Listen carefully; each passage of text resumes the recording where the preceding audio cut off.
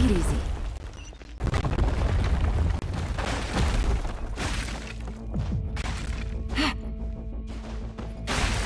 Seems we're almost at the top.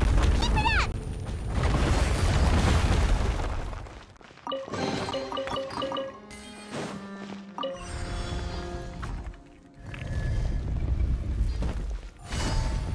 Yeah.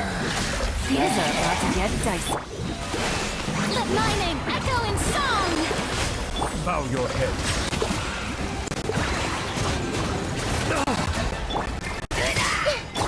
The tides beckon.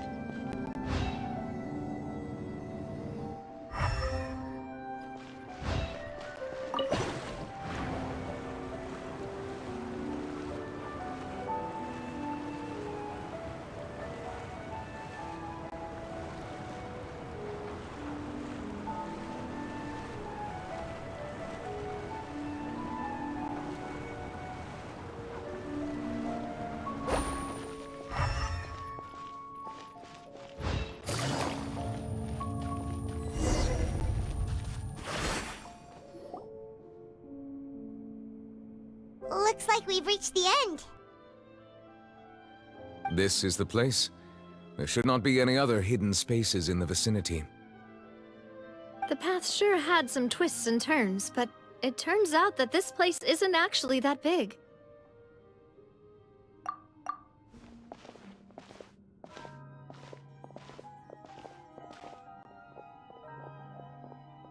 Stone slates. It seems like they were put here as an offering. Could we take them down and have a look? Perhaps we should just leave them be for now.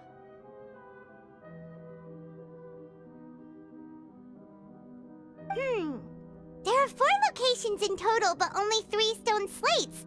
The slate that should be in the first empty spot is missing. The surrounding walls also show signs of damage. There's something written below. Let Paimon see.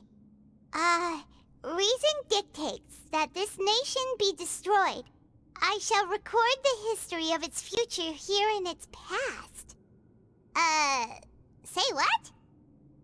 It feels like someone left these slates and these words here for a purpose.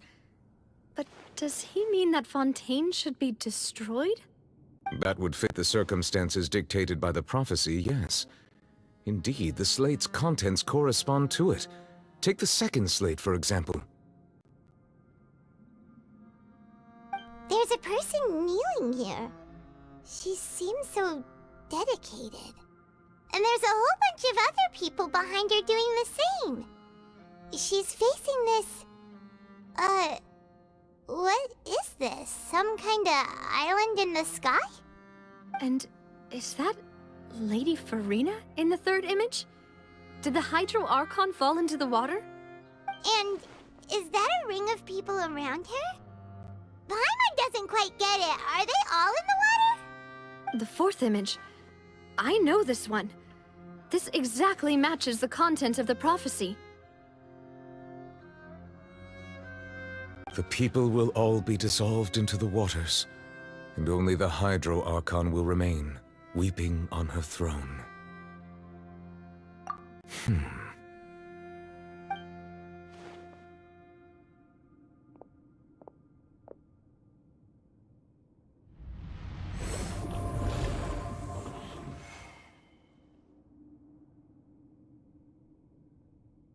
More information should be hidden in these slates, but I fear I cannot easily uncover it, most likely due to us missing the first slate.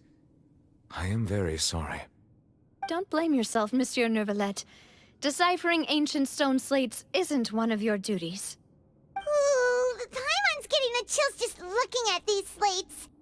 This says that it's the history of the future, right? That means the prophecy's sure to come true. I really hope it doesn't mean that. Still, Paimon feels like these images are kind of weird when you look at them together. Huh.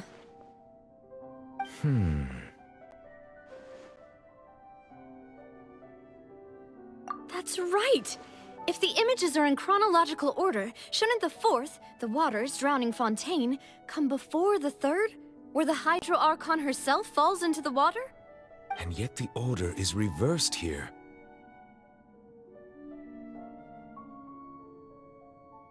If we go by timing, Lady Farina only emerges in the third image. That means that the person in the second image might be the previous Hydro Archon. Egeria, then. I had never met her, but her appearance here does match the records. The previous Archon kneeling before the floating island in the skies, as if confessing a sin. Did she herself commit that sin? And if not, why would she be in such a posture? Also, I'm still wondering why these ancient stone slates are here at all. Judging from their contents, could this place be the origin of the prophecy? Does that mean that someone, or some people, once saw these slates? But who would have created these slates and left these words here?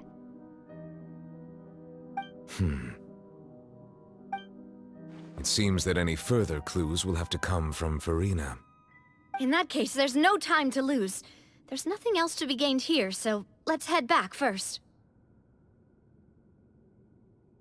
Yeah, we better get somewhere safe for now.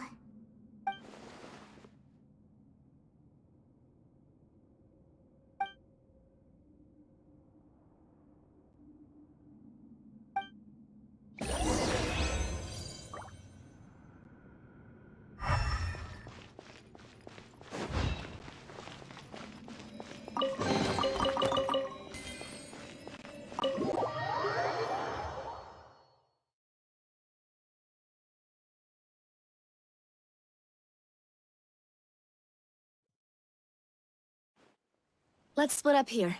I'm going to check on what's happening with the Spina. You know how it is. There's some things you just need to be there for yourself. You still have energy for that, Navia? Paimon's already beat! Just head back to the Fleuve Cendre and have a rest then. Thanks for keeping me company all this time. I'll depart as well. Thanks for your hard work today. Rest well, everyone. Traveler, I will go talk to Farina tomorrow morning to ask about the stone slates. I'm sure that you're concerned about this matter as well. If you have time, drop by my office. I will share the results of our discussion with you. Are you really gonna talk to her about this directly? Will that be a problem? Paimon's getting a little scared now that it's come to this. She has long been harboring secrets, and will not give them up easily, which makes it all the more my duty to ensure that she understands the present situation. Alright, we'll leave it in your hands then. You're probably the best person to talk to her anyway. I will be carefully considering my words tonight. Traveler, Paimon, our safe house at the Fleuve Cendre is always open to you, as ever. So please don't think you're an imposition. All right. I'll be on my way then.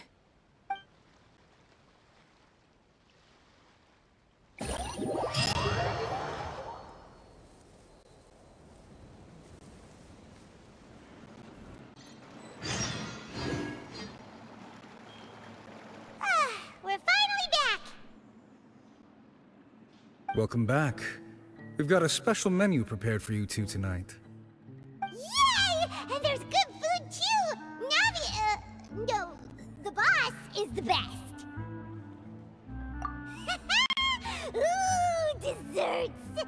Nice! These are all Paimon's! Paimon's already starting to forget what happened today. Oh, that voice. Is that who I think it is? Huh? It's you two. What are you doing in Fontaine?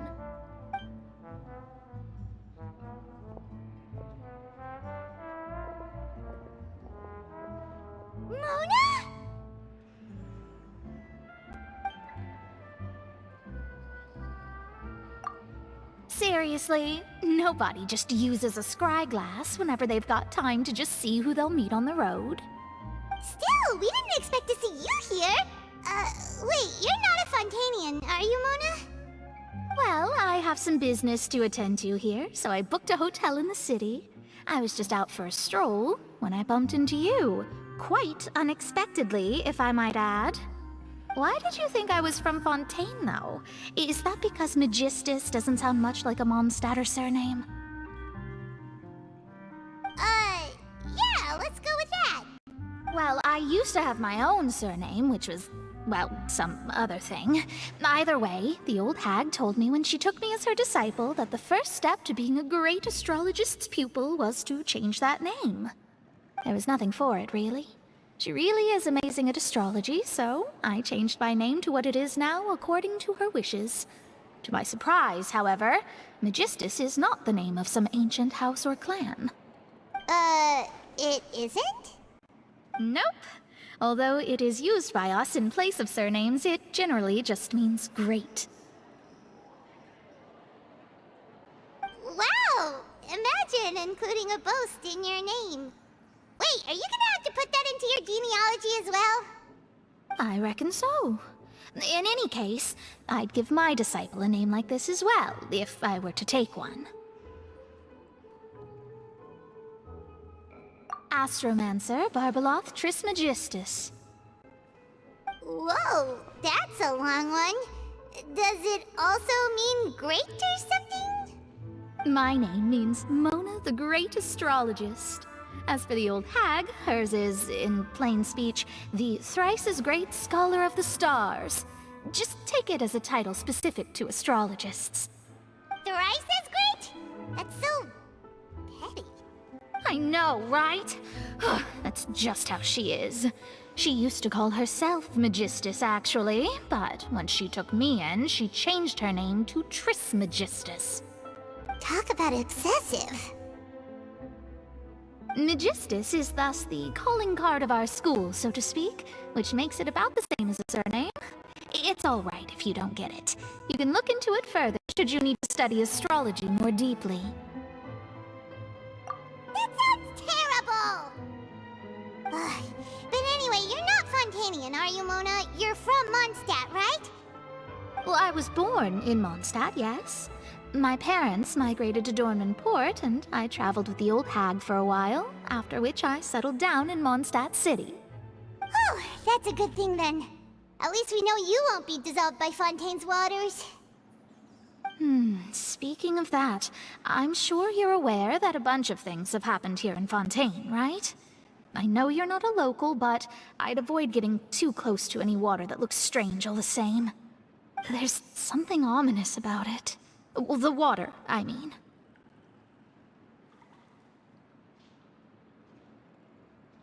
That was the main reason, yes. Just a while back, the Steambird invited me to take part in a panel and speak about the circulation of the prophecy as an astrologist. The invitation was sent quite early on. I don't think anyone expected Fontaine to be in this much trouble. What do you make of that prophecy, Mona? Just tell us what you think as an astrologist. Your word would go a long way to make things more certain and less scary. What I can tell you is that I'm an astrologist, and that this prophecy concerns the fate of Fontaine, even that of Altivat. Ascertaining this is akin to reading the fortune of the whole world. I'm afraid that this is not something that just anyone can do. If I could do it, you would no longer call me an astrologist, but a visionary. But on the flip side, the prophecy is so huge and powerful that it must surely come from a powerful visionary. Its contents involve the fate of the world. Disregarding it would be a mistake. A visionary? Sounds really powerful and all, but does such a person really exist? Of course. The old hag could do it, and I'd bet there are others amongst those Hexenzirkel colleagues of hers who could do something similar. Huh? Are you sure? All right, I'll help you. It isn't often that I see you with such a serious look on your face. I'll tell you once I hear back from her. You're amazing as always. Oh, well, this is something only I can do after all. So yes, your praises are quite welcome. That's the greatest of astrologists for you! Of all the people we know, you know the star's the best! Indeed, indeed. That's the spirit. Oh, sorry. I came to see what all the commotion was about. If there's anything you need, do not hesitate to inform the Spina di Rosula. Oh, whoops. Guess we were getting a little too carried away there. Well, I'll go tend to my own business now. If I receive any news, I'll be sure to come find you two again. And there she goes, quick as rushing water. And here we are with the Spina guy giving us suspicious looks. Right, but we were able to recruit Mona's help, didn't we? Our Fontanian friends will thank us someday.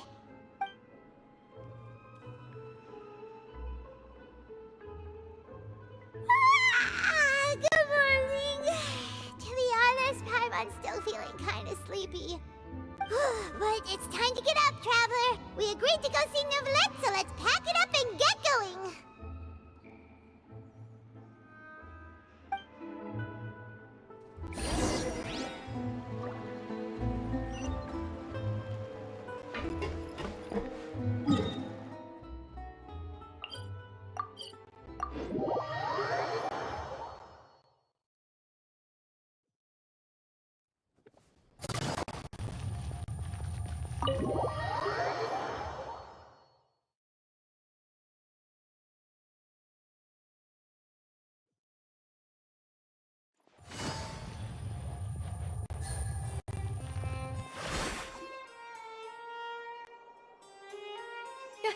You're here! Finally! Is something wrong? Monsieur Neuvillette and Lady Farina, they seem to have gotten into a dispute. Please go see for yourself.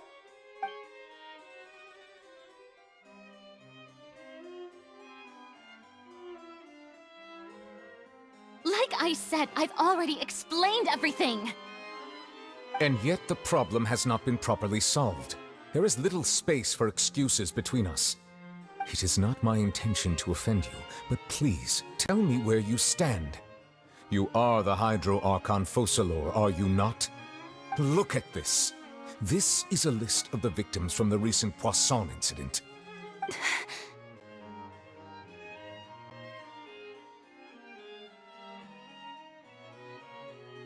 You mean... they're all... We did not arrive in time to avert this disaster, and I will not have it happen again. I will say this once more. You must tell me everything you know. Yesterday, I found 3 stone slates in some ancient ruins near Poisson. Do you know anything about those? Seriously? You're questioning me like this is a court case now. I don't know anything about that. But you found them in some ancient ruins, you say? That's correct, which is why I came to ask you some questions. There should have been 4 slates, but one of them was missing. The other 3 featured different images that seemed to correlate to the prophecy. The prophecy? The second of these slates depicts the previous Hydro Archon Egeria kneeling before a floating island in the sky, as if confessing something. Do you know nothing of this either? I don't. I've never seen such slates. I'll ask you again. Do you really have no information regarding the previous Archon? My deciphering of the slates indicates that the Hydro Archon Egeria once had to confess to, or apologize for, a certain sin. If anyone would know about it, it should be you. All gods don't have the same secrets, you know. She was herself and I'm me. Is it really so strange that I know nothing? I understand your concerns, but I'm sorry. I just don't have anything to tell you. Forgive me for saying this now, Lady Farina, but I have long known of your various secret investigations into certain matters. There are several indications that you have been investigating the prophecy on the sly. This is not strange in itself, considering that you are the Hydro Archon. But it is strange that you should also claim to not know any of Egeria's secrets, as well as do nothing following your inquiries. You have never been as superficial as you have presented yourself to be, nor are you a fool. And yet, your behavior is very inconsistent.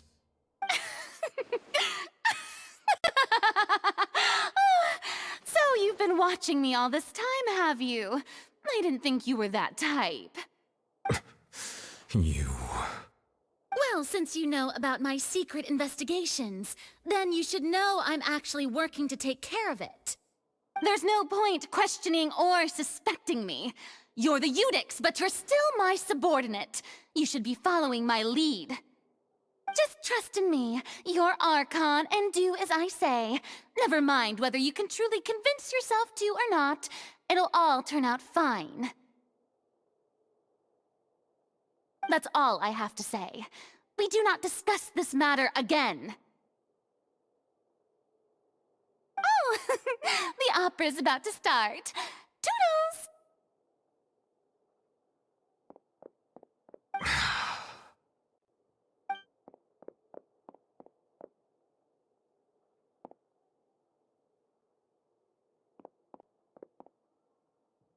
Did Farina not notice us standing by the door? Wonder what's up with her. She was smiling. Huh. She didn't seem in the mood to care if we were listening in or not. I assume you've been outside for a while now? Oh! You noticed! Seems Farina didn't even realize we were here. She was in a great panic, though I cannot discern the reason. Our discussion reached impasses time and again, a state of affairs that we cannot allow to continue. Still, I do not understand. Dialogue is the basis for understanding, so why did she keep refusing to engage?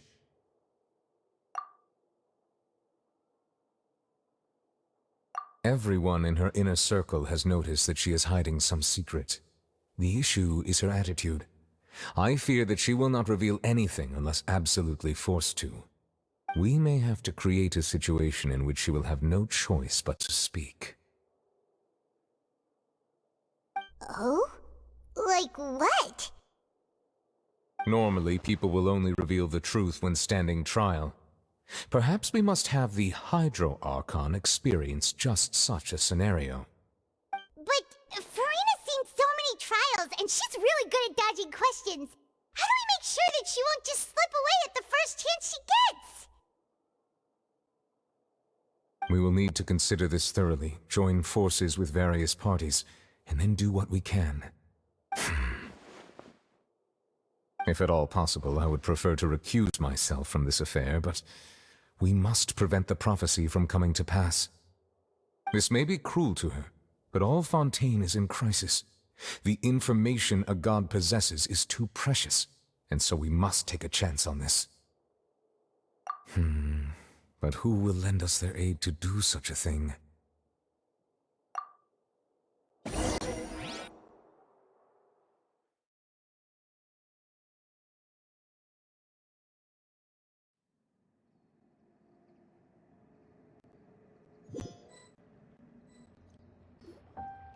Well, that's everyone, huh?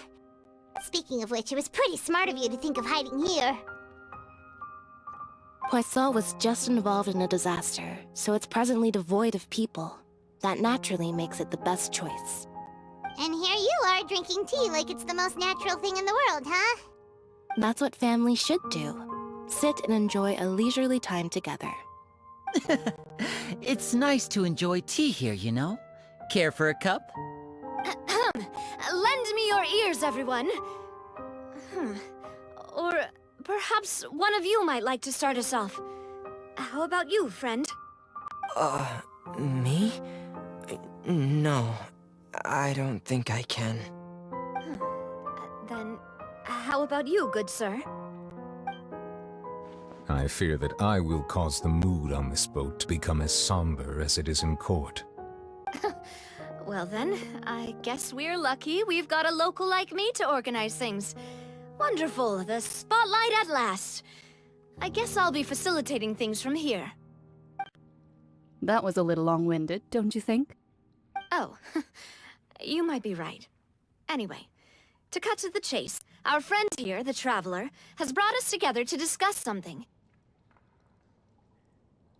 As for what that is, well, let's start by saying that we'll be pooling our efforts together to create a series of traps. Oh, how intriguing. Well, it's just an expression, really. One that I just learned from Chlorand, and used on the spot. So, let's invite her to explain in detail. A round of applause, please.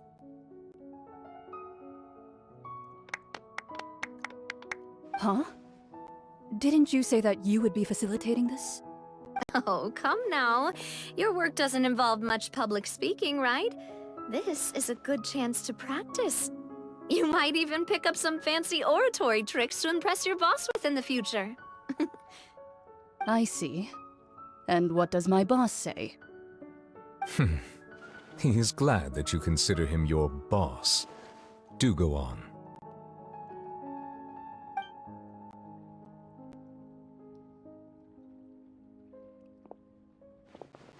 In that case, do any of you have experience hunting? Not that I recall. Fremine and I once used a wooden stick in a basket to catch wild rabbits when we were younger. As for Lynette, Oh, right. You were sick that day, weren't you? I've also gone diving to catch some fish before. Does that count? I'm afraid not. You may or may not have heard, but Fontaine once played host to a group known as the Marechaussee Hunters. Though that was their name, they did not hunt animals, but rather various monsters left behind by the ancient dynasty of King Remus.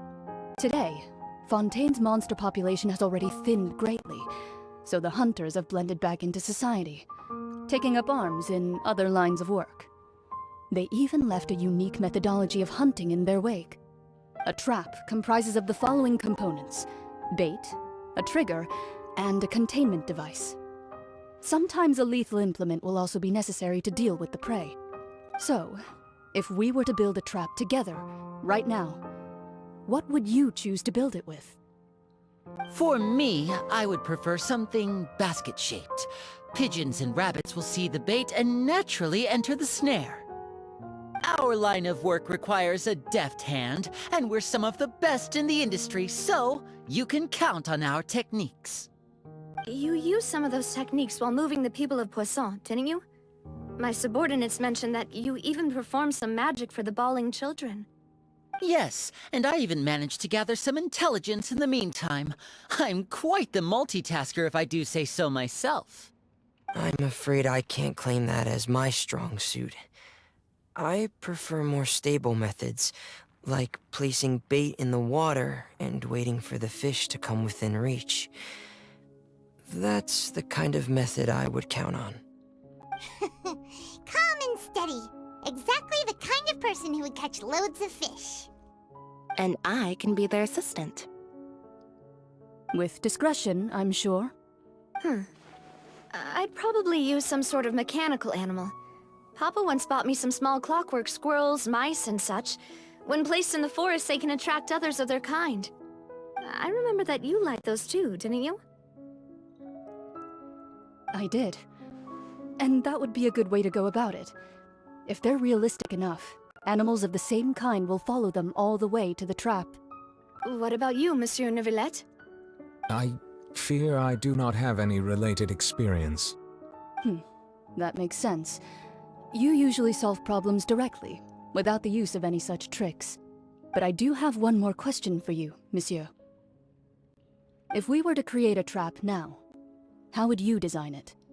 I would like for it to be effective, but bring no harm to the prey. A more gentle trap would be ideal. Kind, as always. However, our intention doesn't necessarily change the containment device and the type of implement we need.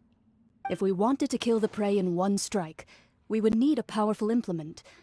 However, That also goes for prey that must be captured and safely contained. Wait, why's that? Only a hunter who's a true expert at subduing their prey can snare it without harming it. The line that divides life and death is often exceedingly thin. So are we going hunting together? We hadn't thought of seeing ourselves as hunters. It kinda works, but maybe it's still not the best metaphor. If our means of capturing and dealing with our prey is to put them on trial, then the hunting metaphor is actually quite accurate. But we shall require much more courage than any hunter to judge a god, a being whose seat is an exalted throne. Oh, so that's what's going on. Sounds very interesting.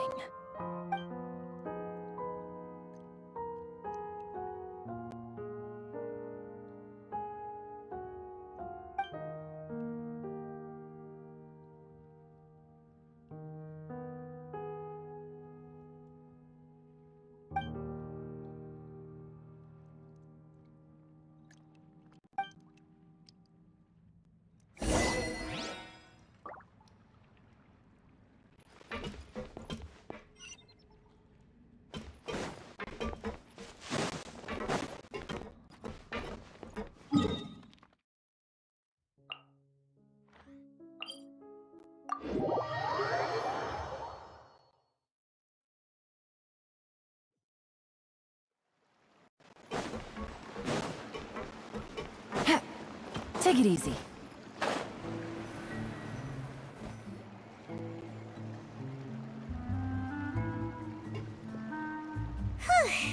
It's been a tough few days, hasn't it? So much has been happening. Paimon didn't think the meetings would go on for so long, but everyone seemed pretty fired up, huh? Paimon thought they'd be at least a little frightened. Well, Fremine was, now that Paimon thinks about it, but everyone else just looked a little surprised. Well... It's hard to say. Paimon doesn't have any experience with this sort of thing. But with you around, Paimon sure will do great. After all, you're the most reliable person in the world, aren't you? Did you just pour some tea? Paimon didn't notice you doing that at all. Then what's that? Paimon's never seen that cup before. Don't be frightened. I'm just joining you two for tea. I merely refrained from saying anything till now. Who's that voice? But there's no one here. Ah, have you forgotten me already? Wait, you are familiar. You're the voice we heard from the sky in Sumeru. The voice from the sky, I fear that description is wrong. Though, not completely wrong. You're feeling lost now, just as you were feeling previously. I sensed that confusion and thus came to you. Guiding people is an irresistible hobby of mine, after all. Consider me a passerby, just accepting a commission from my friend's disciple on a whim.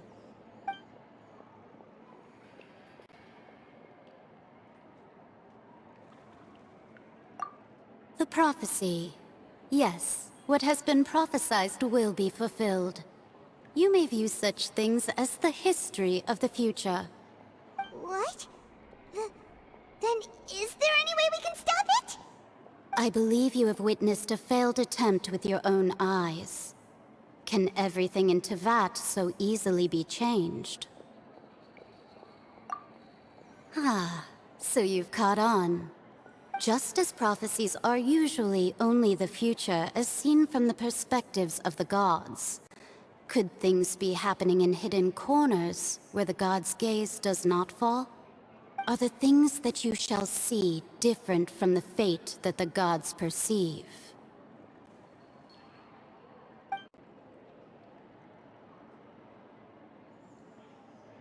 What is she talking about? It all sounds really impressive and important and stuff, but it also sounds kinda scary.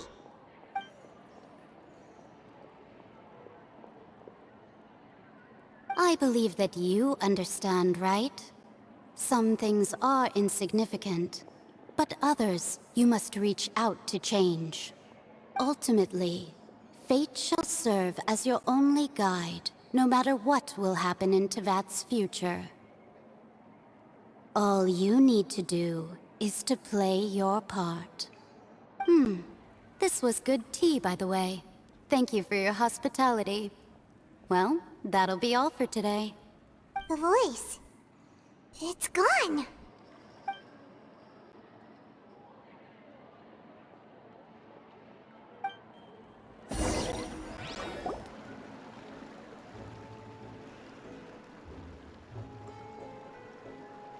What? I want to hear someone talking. All right, coming. Hey, it's you who's getting lazy, okay? Well, I see I've walked in on some lively banter. Luna! Fine, just fine. I went to take part in that Steambird panel. It turned out to be more interesting than I expected.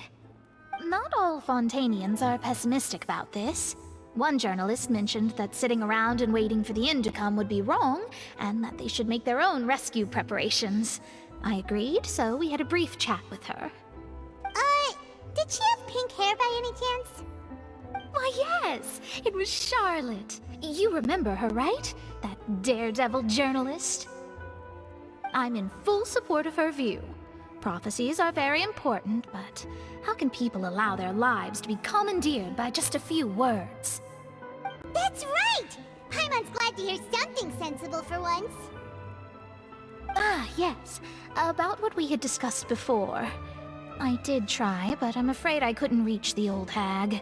I'll try again tonight, but I wouldn't get your hopes up. Huh?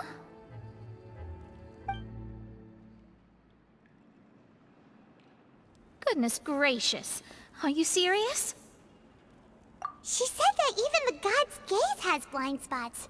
Pretty bold if you ask Paimon. Most people would believe the gods to be all-knowing, right? The Hexen Circle members are certainly anything but ordinary.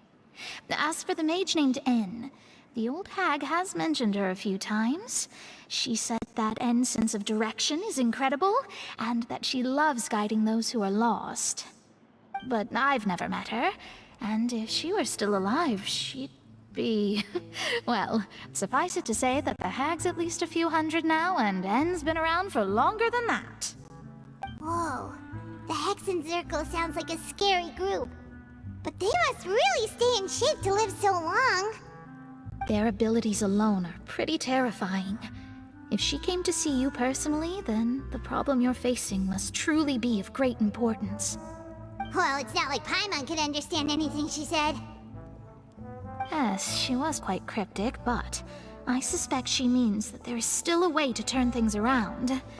She didn't say when or what that would be, though, so... perhaps it is something that you cannot know right now.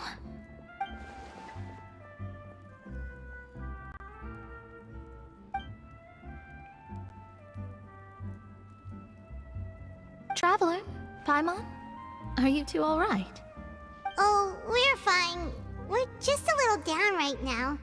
It kind of feels like the end is coming, you know? I see. I feel that same sense of desperation, too. I guess you could consider me someone who has often witnessed fate. So far as I have seen, it cannot be swayed. But even so, I still hope for, and believe in, miracles. Astrology is eternal and rational, but fate may not be. It is cruel, but it can also be beautiful. Perhaps that's what En was trying to tell you. Not to lose heart, and to believe that what you are seeing playing out before you is not yet set in stone. I did originally think of steering clear of all this, but I couldn't. Even if this is all futile, I still wish to help everyone. If we don't struggle to the last, then how can we face the end when it comes? Huh. You do have a point. There I go, talking about astrological principles again. Sorry about that. The moment I start talking about work-related stuff. I need to get going. It was worth trying to comfort you, even if only a little. I believe that you'll help those who are struggling in the same way I did. I suppose that might be why we always seem to meet by coincidence.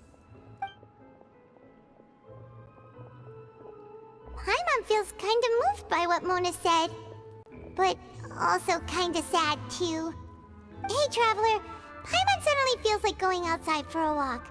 Let's go. Let's walk around the city, shall we? There's a few spots we always like to walk by.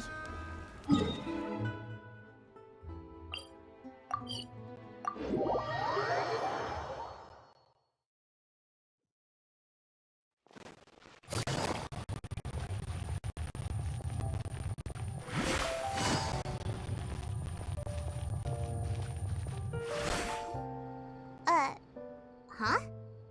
Our names are written in this newspaper. What's going on? Let Paimon see! The underwater stronghold, the Fortress of Meripede, has continued in its noble autonomy, but that does not mean that others cannot interact with it. My recent attempts to enter the fortress bore little fruit. Huh. Guess Charlotte still hasn't given up on that. Thus, did an Outlander friend become the focus of this report, a blonde adventurer with their white fairy legends trailing in their wake. It is said that this mysterious traveler once visited the underwater fortress. So while the fortress's interior remains a mystery behind closed doors, do not fear, for the tales of the traveler contain surprises in spades. Journalist Charlotte's biggest scoop yet, the Traveler's Trail, World Walker. Huh. Charlotte took so many awesome photos of us and we never even noticed her! She hasn't been able to get a hold of anything at the fortress, so since we're easier to find, she's using us as the subject matter instead? Ugh, seriously? Well, fine. Those headlines and photos do look cool, so Paimon will forgive her this time.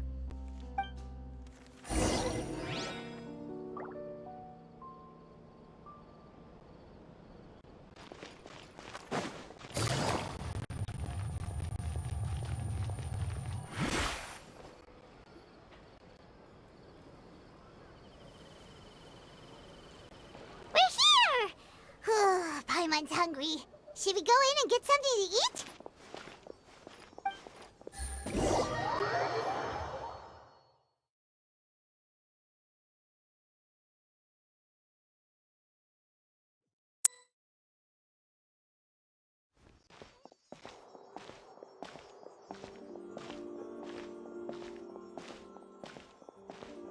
Hey, quick! Look! That's the limited edition, only 16 slices a day cake! It was so delicious the last time we tried it, despite the tense situation we were in. Let's give it another go. Paimon's sure it'll be great. 1 slice of cake, please. Someone showed up after all. Oh, wait, you're the one from the Palais Mermonia. Oh, are you here to buy cake too? It seems Monsieur Nervalette was right. You really can eat. Wait, did he really say something like that? That's right. Even he has his own preferences when it comes to food. As for me, I love the cake and coffee here. Do you come here often? Usually every day. Every day? It's part of my daily schedule, apart from work. I shall have my cake and coffee. Then what if someone told you one day that this place would be closing soon, and you wouldn't get to eat cake here anymore? What would you think? But why would it close? Well, Paimon doesn't know either, but maybe the waters will rise tomorrow. You know, like in the prophecy. Oh, the prophecy. To be honest, I haven't paid much attention to that. No, still, even if there'd be no more cake tomorrow, that wouldn't keep me from having some today. No, it's the same for eating in general. You might not be able to eat tomorrow, but if you can do so today, then you should carry on. That's what people call living, you know. Huh. Don't be sad. Excuse me, could I have 2 more slices of cake to go? These 2 slices are for you. Sijuin said that this kind of expression you're making is what humans call being sad. Oh, you know Sijuin? I sure do. She was born before me, and she sometimes comes to the surface to teach us things about humans. She said that humans are creatures that are saddened easily, yes, and you can only lift their spirits by feeding them delicious food. So please try the cakes here. I've got something else to do, so I'll be going now. You two try to stay in a good mood after eating, all right? Bye!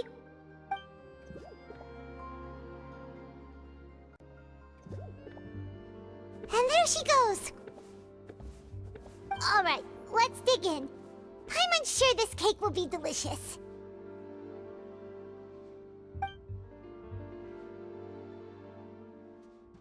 It's more delicious than last time, and the flavor gets even better with a sip of tea. It sure would be nice if we could come again tomorrow. Sure would be nice if we could always eat delicious food here.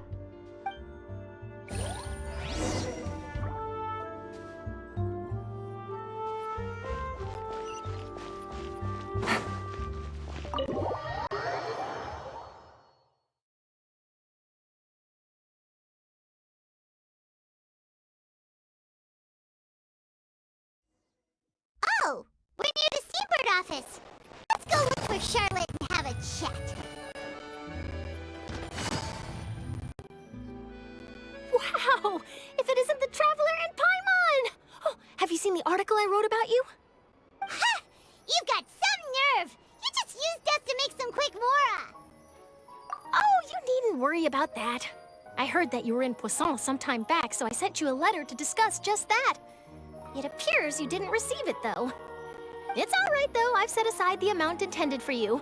I've even set the table with some food. Really? Oh, you're the best! You're almost a little too easy to win over, Paimon. If I were a journalist with ulterior motives, you'd be in trouble now, you know. Oh, Paimon knows you're not like that. Still, what brings you here all of a sudden? Were you looking for me? When Mona mentioned you, we thought of coming to see you at work. I see. It seems you've already bumped into Mona here in Fontaine. So she mentioned me? What did she say? She said that you're a real daredevil of a journalist. Nice. In which case, can this daredevil journalist dare to request an exclusive interview with the legendary Traveler and Paimon? Huh? So your article in the paper today doesn't count? Oh, of course it doesn't. That was more like live photography. What I'd like to do is dive deeper and ask you to talk about the things you've seen and experienced. Yeah, are we even qualified enough? Why not? If I say you're worth an interview, then you're worth it. But not right now, of course. I'll need a few days to prepare. Oh, in that case, we'll just chat when you have the time then? Oh, so that's a yes? Ooh, splendid! I'll tell the editor-in-chief immediately. I'll have to apply for lighting, a venue, some props, and... Ooh, so much to get done now. Talk to you later. Wait, Charlotte, Paimon's still got a question for you. And what's that? If, just for example, Fontaine were to be flooded tomorrow, what would you do today? Huh. That's the prophecy you're talking about, isn't it? I mean, I do hear about it often, but I've never once thought that the day could be tomorrow. If you're seriously asking, then I might try and think of a way to leave Fontaine. Oh, but I'm still a journalist first and foremost. That means I have a duty to be reporting from the scene. And secondly, I wouldn't forsake my homeland that easily. From what I've seen, most people don't know what they'd do should the worst come to pass. In truth, it might be better just to behave like normal rather than worry over such an end. So in all likelihood, I'd probably still be prepping at the office for that interview of ours. I know what you're thinking. That sounds a bit sad, but I've always believed that it's best to do what you enjoy. Just think about it. If this nation really were to be suddenly destroyed tomorrow, but I still successfully finish an exclusive interview with a truly unique person, then the story I would wind up writing would truly be timeless. And then do you know what I'd do? Well, I'd write that story, send it for printing, and use messenger pigeons to get copies out to the various nations as soon as possible. I'm not a dreamer, nor am I a workaholic, but I do love my job, and I'd be proud of leaving such an article behind. I guess you could say that I was born to be a journalist. But anyway, that's my answer. And on that note, I'll get back to my preparations. That's so nice. All of a sudden, Paimon actually kinda envies her. Anyway, let's go and take a look at the sea, shall we?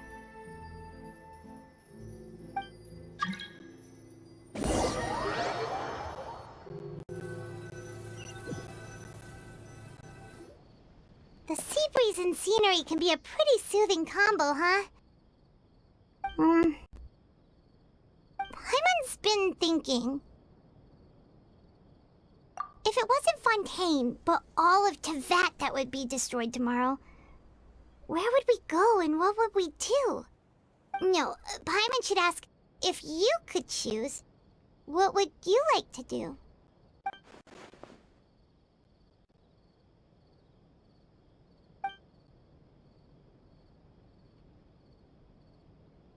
We've always been moving to the next destination, so we haven't spent much time thinking about these kinds of things. We didn't have to either, with us always being on the road and whatnot. You mean, still traveling? Huh. Wait, isn't that what we've always been doing?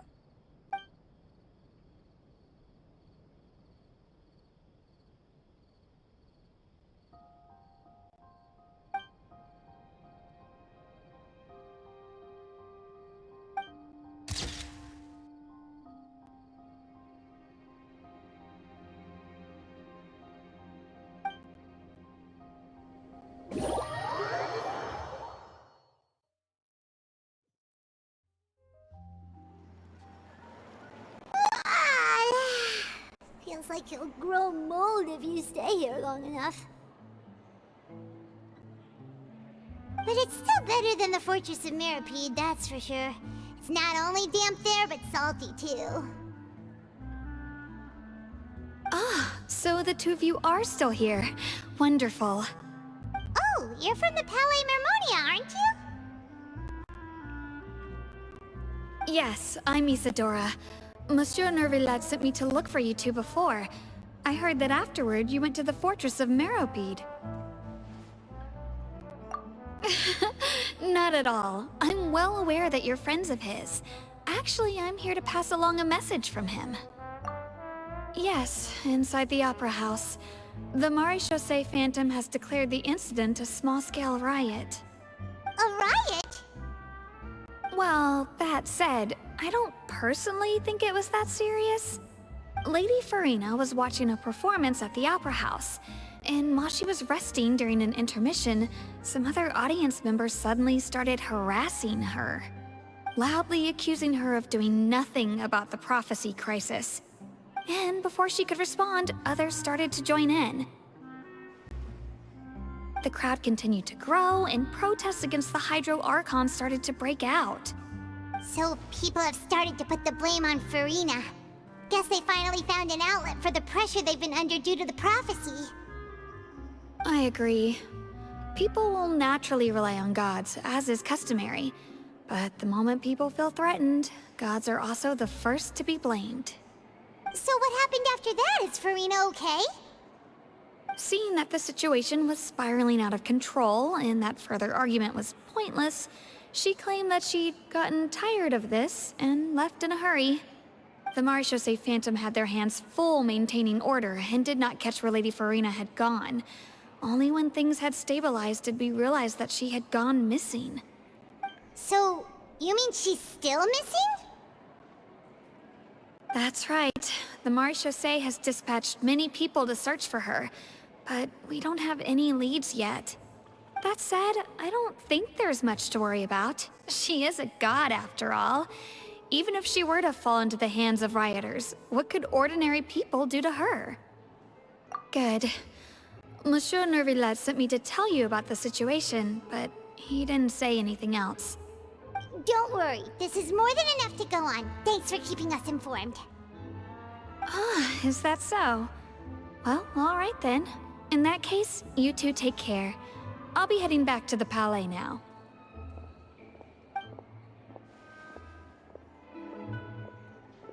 Well, sounds like we should hurry over to Poisson then.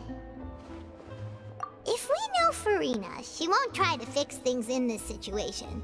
Instead, she'll look for a place to wait out the heat. And, as we also know, she may be loud and dramatic, but she doesn't have a heart of stone.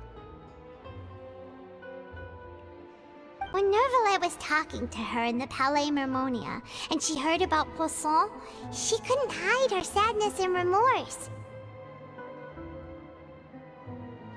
It would be hard for her to ignore being accused by the public today. Paimon thinks Farina's probably taken the opportunity to slip away to Poisson and try to relieve the sense of guilt that she's feeling. Huh!